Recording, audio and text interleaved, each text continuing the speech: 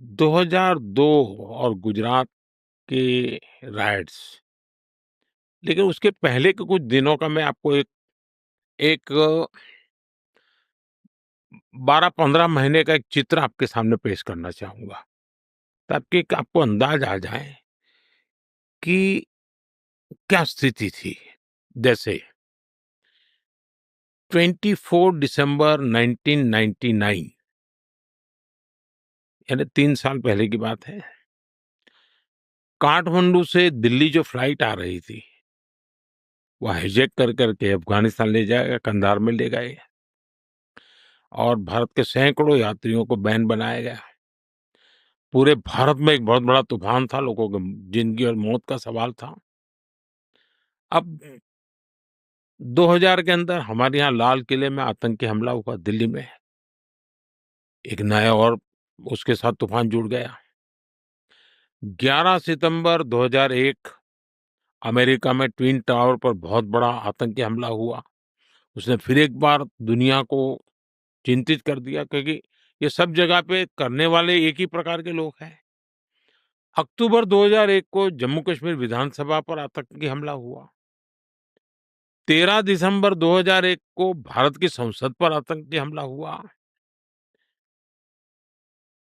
यानी आप उस समय के एक 8-10 महीने की घटनाएं देखिए, वैश्विक स्तर की घटनाएं, आतंकी घटनाएं, खून खराबे की घटनाएं, निर्दोष लोगों की मौत की घटनाएं, तो कोई भी एक प्रकार से अशांति के लिए एक चिंगारी काफी होती है, स्थिति पैदा हो चुकी थी।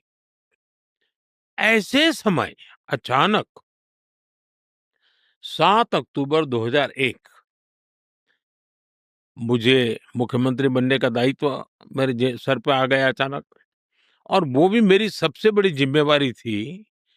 गुजरात में जो भूकंप आया था, उस भूकंप के रिहैबिलिटेशन के लिए बहुत बड़ा काम था, और पिछली शताब्दी का वो सबसे बड़ा भूकंप था।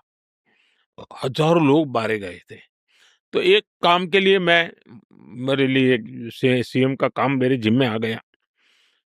बहुत महत्वपूर्ण काम था, और मैं शपथ लेने के बाद पहले दिन से इस काम में जुड़ गया था।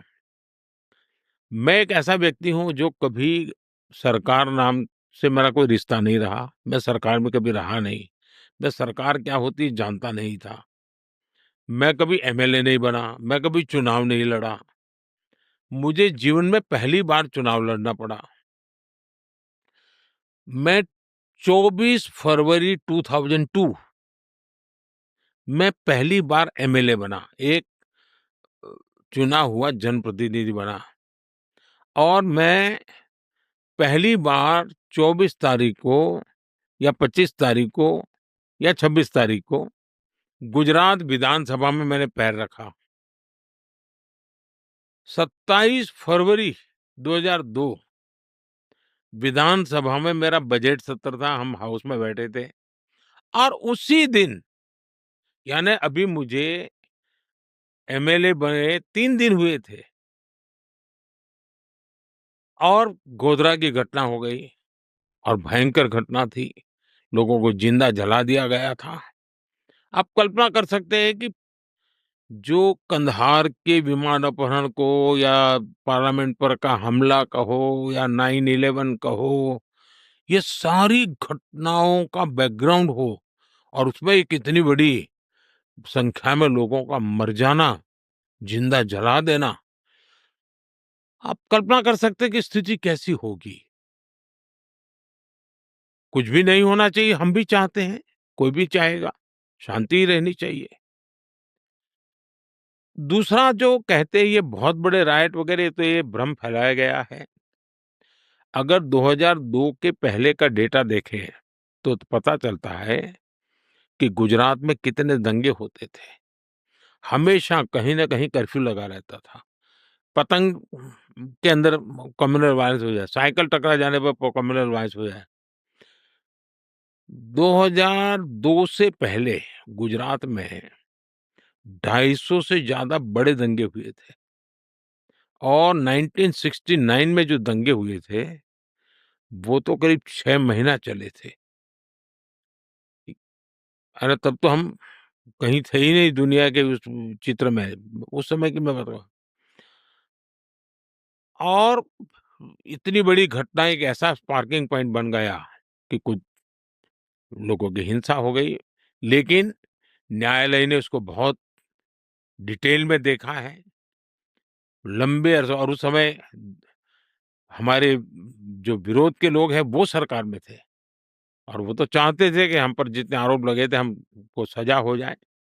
लेकिन उनके लाखों कोशिश के बाद भी जुडिशरी ने पूरी तरह डिटेल में उसका एनालिसिस किया, 2-2 बार किया और पूरी तरह निर्दोष जिन लोगों ने गुनाह किया था, उनके लिए न्यायालय ने अपना काम किया है।